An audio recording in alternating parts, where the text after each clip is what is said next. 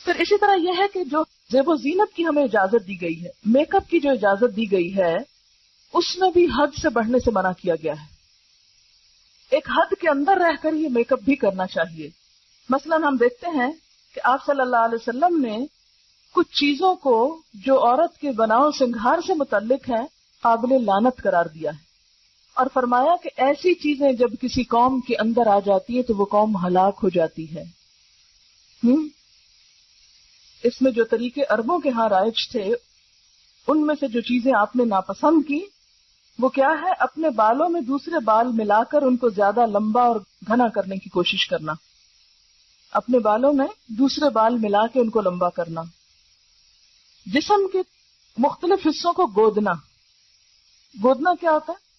کہ وہ سکن کے اوپر پرماننٹ نشان بن جاتے ہیں. پھول بوٹے بنانا جسے فرنٹیئر میں رواج ہے، یا افریقن ممالک میں رواج ہے کہ عورتوں کے چہرے کے اوپر مستقل قسم کی لکیریں اور نشان اور پھول اور معلوم نہیں کیا کچھ بنا ہوا ہوتا ہے.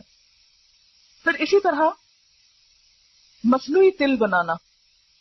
عربوں کے ہاں یہ رواج تھا کہ کہیں پر کالا سرما لگا کے گال پہ یا ٹھوڑی پہ یا کہیں بھی، یہ ہمارے ہاں بھی یہ رواج موجود ہے، خوبصورت لگنے کے لیے. یا اٹریکٹیو ہوتے ہیں نا تل، اگر کسی مخصوص جگہ پر ہو تو اس سے بھی روکا گیا کیونکہ وہ جسم کا حصہ نہیں. پھر اسی طرح بال اکھاڑ کر بھووں کی خاص وضع بنانا، بھووں کی شیپ بنانا، دانتوں کو گھس گھس کر باریک بنانا، یا دانتوں کے درمیان مصنوعی خلا پیدا کرنا، یعنی دانت کھلے کرنا خوبصورت لگنے کے لیے. یا زعفران یا ورس وغیرہ کے مصنوعی ابٹنے مل کر چہرے پر مصنوعی رنگ پیدا کرنا.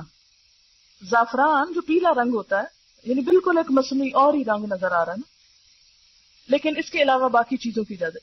اس میں آپ دیکھیں کہ کوئی بھی ایسا کام کرنا کہ جس سے ایک دھوکہ ہو، انسان ہو کچھ اور بالکل کچھ اور نظر آئے اور دوسرا انسان اس کو اصل سمجھنے لگے، یہ چیز تو منع ہے. لیکن کچھ چیزیں ایسی ہیں جیسے سرما لگا رہے ہیں آپ، تو سب کو پتا یہ سرما ہے، اور آنکھ کے اندر جو کچھ وہ نظر آ رہا ہے نا کالا کالا، اور اگر تھوڑا باہر بھی نکال لیے تو کوئی حرج نہیں، تو وہ سرما ہی ہے. اسی طرح اگر آپ لپسٹک لگا رہے ہیں تو سب کو پتا کہ یہ ہونٹ کا رنگ نہیں ہے، یہ اوپر لال رنگ لگا ہوا ہے.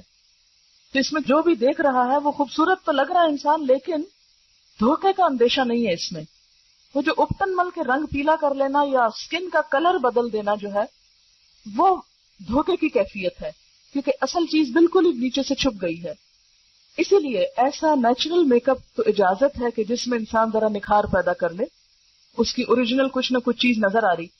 لیکن وہ کہ جو بالکل ایک نئی چیز بنا کے رکھ دے، جیسے ہمارے ہاں عموماً بیوٹی پارلرز پر جب دلہنیں تیار ہوتی ہیں تو اصل نہ کھال نظر آتی ہے، نہ بال نظر آتا ہے، کچھ بھی نہیں، بالکل ایک نئی مخلوق نظر آتی. اور جب شوہر ان کو اس روپ میں دیکھتا ہے تو ایکسپیکٹ کرتا ہے کہ بیوی ایسی ہو. تو اس لیے دلہنوں کو بھی ایسا سنگھار کرنے سے روکا گیا ہے کہ جو بالکل آرٹیفیشل قسم کا ہے. کوئی بھی پرماننٹ نقش و نگار جیسے وہ گودنا اور گدوانا جس کو کہتے ہیں، یا آرٹیفیشل اتنی کلر کوٹنگ کہ اصل سکن کا پتہ ہی نہ چلے، یا اسی طرح بھووں کی اصل شیپ کو بدل کر کچھ سے کچھ یا ساری اتار کے تو اپنی مرضی سے پینسل لگا کے ایک نئی شیپ دینا، یہ سب اس میں آ جاتا ہے. ہاں بھویں مثلاً یہاں سے دو جڑی ہوئی ہیں تو اب یہ کیا ہے کہ یہ ایک اوریجنل عورت کی شکل نہیں ہوتی، ایک بیماری آپ کہہ سکتے ہیں. تو اس میں اگر ان کو الگ کر لیا جائے تو وہ فطرت پر لانا ہے، فطرت میں تبدیلی نہیں ہے. فطرت میں تبدیلی کیا ہے کہ اصل سارا کچھ اتار دیا آپ نے اور اپنی مرضی سے لگایا.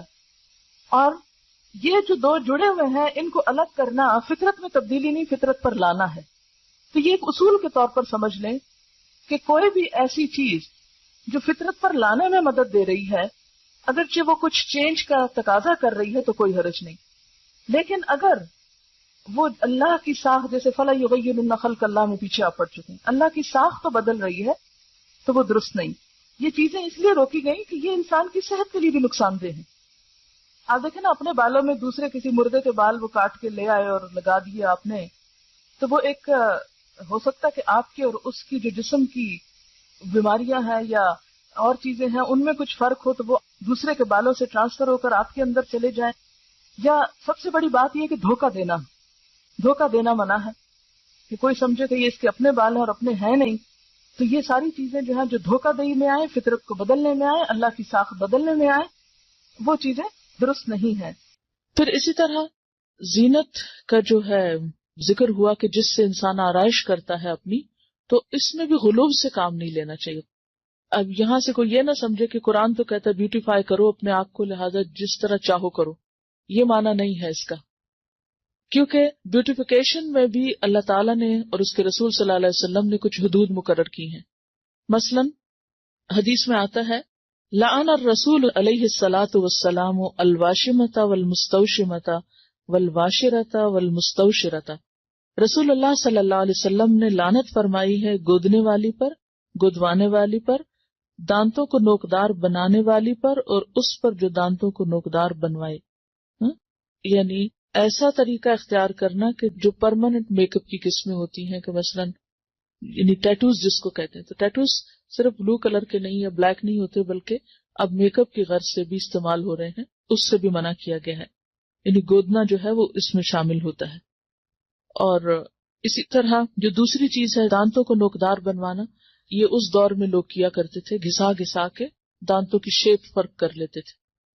بریسز لگانا نہیں مراد، وہ تو اس میں تو ٹریٹمنٹ بھی ہوتی ہے نا، لیکن ایسی بیوٹیفیکیشن کہ جس سے خلق میں تبدیلی ہو جائے.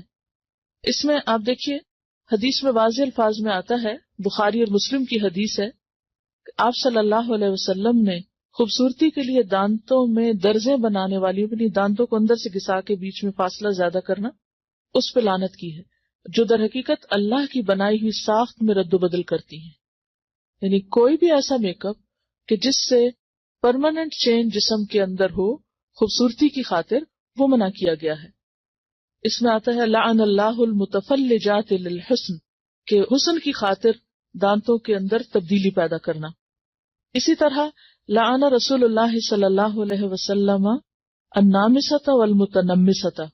آپ صلی اللہ علیہ وسلم نے بال نوچنے والی پر اور اس پر جو کسی سے خدمت لے اس پر بھی لعنت کی ہے. اور اس میں بھی ایک تو وہ بال ہیں جو بیماری کے طور پر ہیں، جیسے چن پر یا لپس وغیرہ پر، تو وہ نہیں. ایک وہ ہے کہ جو آنکھوں کی جو بھویں وغیرہ ہیں ان کو تراشنے کے لیے بنائے جاتے ہیں، وہ شامل ہیں.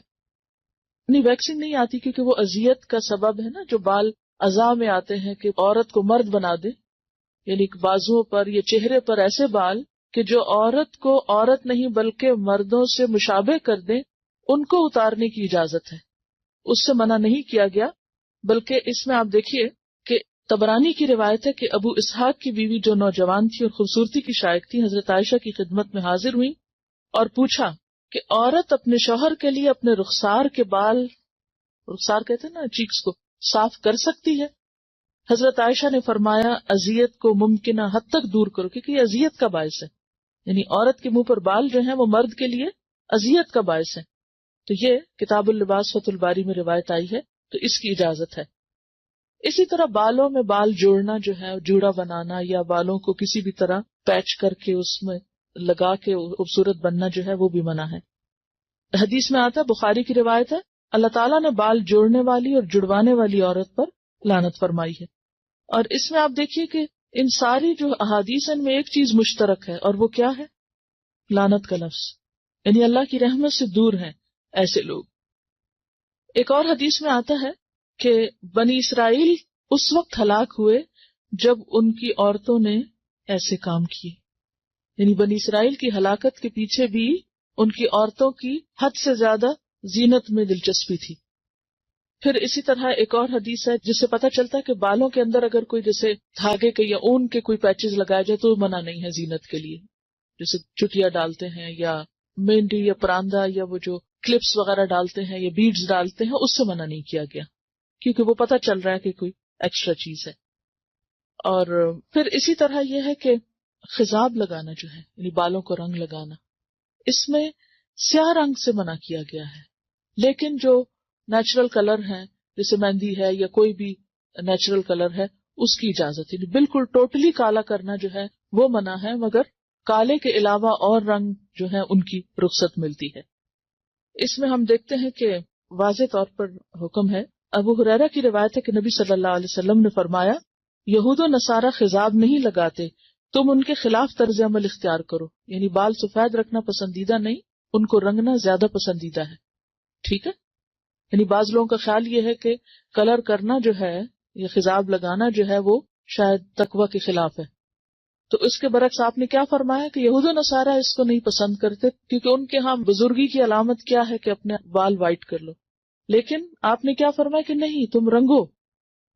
اور اس میں ہم دیکھتے ہیں کہ حضرت ابوبکر اور حضرت عمر خضاب لگاتے تھے، لیکن بعض صحابہ کو پسند نہیں تھا، جیسے طبعی طور پر جیسے حضرت علی ہیں، ابی بن کعب، حضرت انس، ان کو پسند نہیں تھا. تو یہ نہیں کہا گیا کہ تم ضرور لگاؤ، یعنی تاکید بھی نہیں کی کہ کیوں. اگر کوئی اس لیے نہیں کر رہا، یعنی کسی اور قوم کی مشابہت میں نہیں کر رہا، اپنی ذاتی دلچسپی کی بنا پر اس کو نہیں شوق لگانے کا، تو اس کے لیے رعایت ہے. ایسا بھی نہیں کہ وہ ضرور ہی لگائے، لیکن لگانا جو ہے اس میں ممانعت نہیں. ہاں، اب کیا لگایا جائے اور کیا نہ لگایا جائے اس کے اوپر توجہ کرنے کی ضرورت ہے. اور اس میں خاص طور پر جو صحیح مسلم میں روایت آتی ہے کہ بالوں کا رنگ بدل دو لیکن سیاہ خضاب سے پرہیز کرو، بالکل بلیک نہیں لگاؤ. امام زہری فرماتے ہیں جب تک ہمارا چہرہ تر و تازہ تھا ہم سیاہ خضاب استعمال کرتے، لیکن جب سے چہرے اور دانتوں میں تغیر آ گیا ہم نے اس کا استعمال چھوڑ دیا. بالکل بلیک سے کیوں منع کیا گیا؟ کیونکہ یہ بھی ایک طرح سے دھوکہ دینے والی بات ہو جاتی ہے. آپ نے فرمایا بہترین چیز جس سے تم سفید بالوں کا رنگ بدل سکتے ہو وہ حنا اور کتم ہے. کتم جو ہے یہ یمن کی ایک بوٹی ہوتی ہے جس کا ریڈش بلیک کلر ہوتا ہے، سیاہ مائل بسرخ ہوتا ہے. اور حنا کا رنگ تو سب کو معلوم ہے. اور حضرت عمر خالص حنا لگاتے تھے، حضرت ابوبکر حنا اور کتم ملا کے لگاتے تھے.